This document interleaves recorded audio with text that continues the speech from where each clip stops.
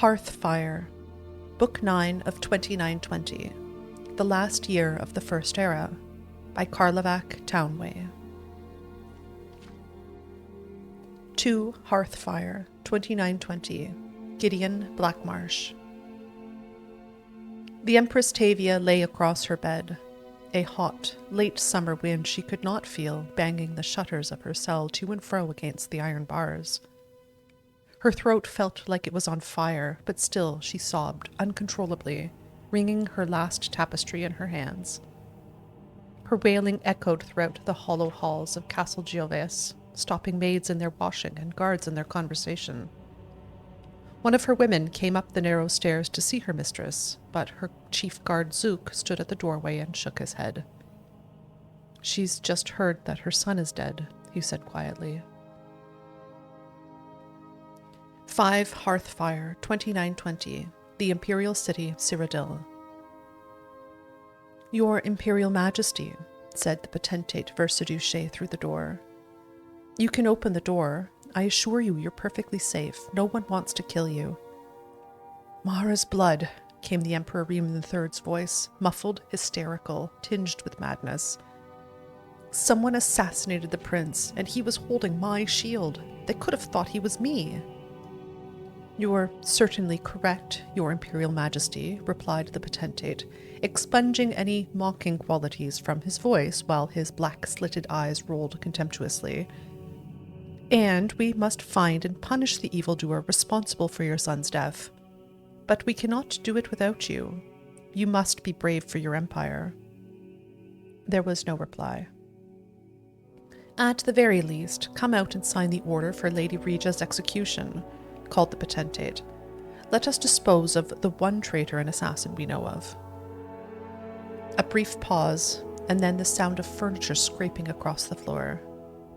Riemann opened the door just a crack, but the potentate could see his angry, fearful face and the terrible mound of ripped tissue that used to be his right eye. Despite the best healers in the Empire, it was still a ghastly souvenir of the Lady Regia's work in Thurzo Fortress. "Hand me the order," the Emperor snarled. "I'll sign it with pleasure." 6 Hearth Fire, 2920, Gideon, Cyrodiil. The strange blue glow of the will-o'-the-wisps, a combination, so she'd been told, of swamp gas and spiritual energy, had always frightened Tavia as she looked out her window. Now it seemed strangely comforting. Beyond the bog lay the city of Gideon. It was funny, she thought, that she had never stepped foot in its streets, though she had watched it every day for 17 years. "Can you think of anything I've forgotten?" she asked, turning to look back on the loyal Kothringi Zook. "I know exactly what to do," he said simply. He seemed to smile, but the Empress realized that it was only her own face reflected in his silvery skin. She was smiling, and she didn't even realize it. "Make certain you aren't followed," she warned. "I don't want my husband to know where my gold's been hiding all these years. And do take your share of it. You've been a good friend." The Empress Tavia stepped forward and dropped from sight into the mists. Zook replaced the bars on the tower window and threw a blanket over some pillows on her bed. With any luck, they would not discover her body on the lawn until morning, at which time he hoped to be halfway to Morrowind. 9 Hearth Fire, 2920, Phrygius, High Rock. The strange trees on all sides resembled knobby piles crowned with great bursts of reds, yellows, and oranges, like insect mounds caught fire. The Rothgarian mountains were fading into the misty afternoon. Turala marveled at the sight, so alien, so different from Morrowind, as she plodded the horse forward into an open pasture. Behind her, head nodding against his chest, Kassir slept, cradling Bosriel. For a moment, Turala considered jumping the low painted fence that crossed the field, but she thought better of it. Let Kassir sleep for a few more hours before giving him the reins. As the horse passed into the field, Turala saw the small green house on the next hill, half hidden in forest. So picturesque was the image, she felt herself lulled into a pleasant half-sleeping state. A blast of a horn brought her back to reality with a shudder. Kasir opened his eyes. "Where are we?" he hissed. I don't know," Torella stammered, wide-eyed. "What is that sound?" "Orcs," he whispered. "A hunting party. Head for the thicket quickly." Torella trotted the horse into the small collection of trees. Kasir handed her the child and dismounted. He began pulling their bags off necks, throwing them into the bushes. A sound started then, a distant rumbling of footfall, growing louder and closer. Torella climbed off carefully and helped Kasir unburden the horse. All the while, Bosriel watched open-eyed. Torella sometimes worried that her baby never cried. Now she was grateful for it. With the last of the luggage off, Kasir slapped the horse's rear, sending it galloping into the field. Taking Torella's hand, he hunkered down in the bushes. "With luck," he murmured, "they'll think she's wild or belongs to the farm and won't go looking for the rider." As he spoke, a horde of orcs surged into the field, blasting their horns. Torella had seen orcs before, but never in such abundance, never with such bestial confidence. Roaring with delight at the horse and its confused state, they hastened past the timber where Kasir, Torella, and Bosriel hid. The wildflowers flew into the air at their stampede, powdering the air with seeds. Torella tried to hold back a sneeze and thought she succeeded. One of the orcs heard something, though, and brought another with him to investigate.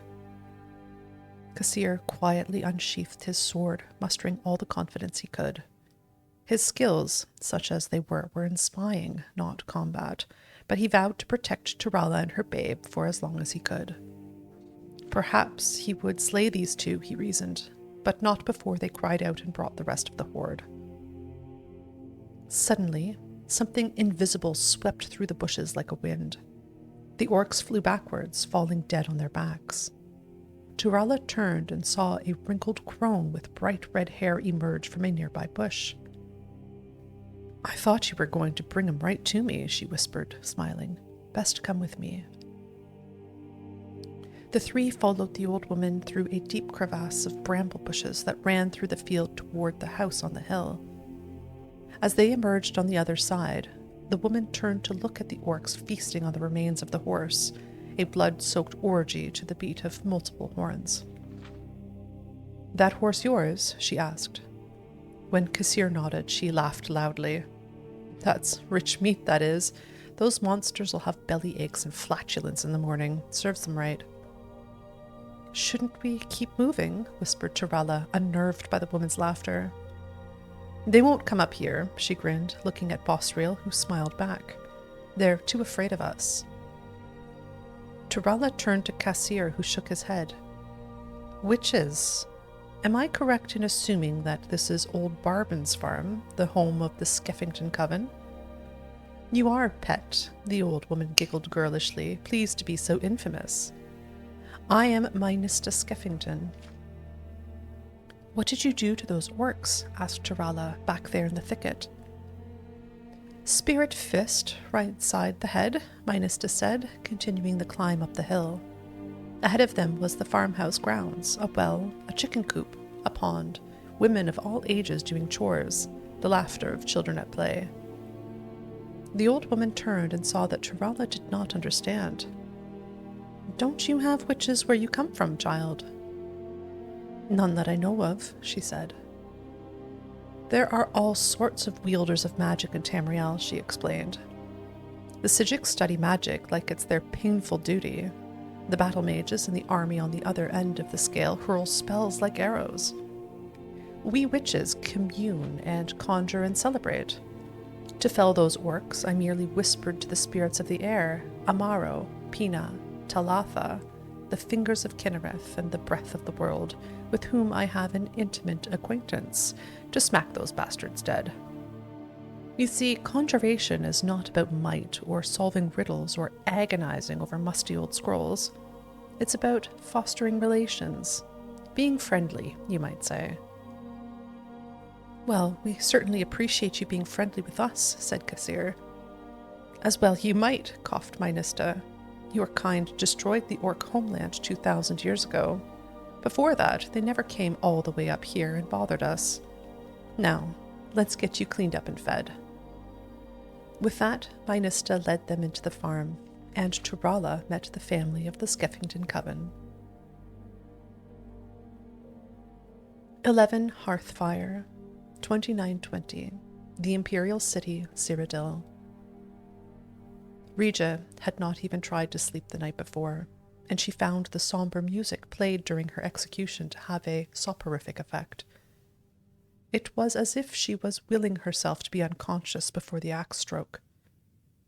Her eyes were bound, so she could not see her former lover, the Emperor, seated before her, glaring with his one good eye. She could not see the potentate Versailles, his coil neatly wrapped beneath him, a look of triumph in his golden face. She could feel, numbly, the executioner's hand touch her back to steady her.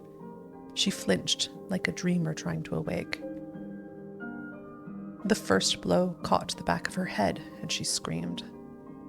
The next hacked through her neck, and she was dead. The Emperor turned to the potentate wearily.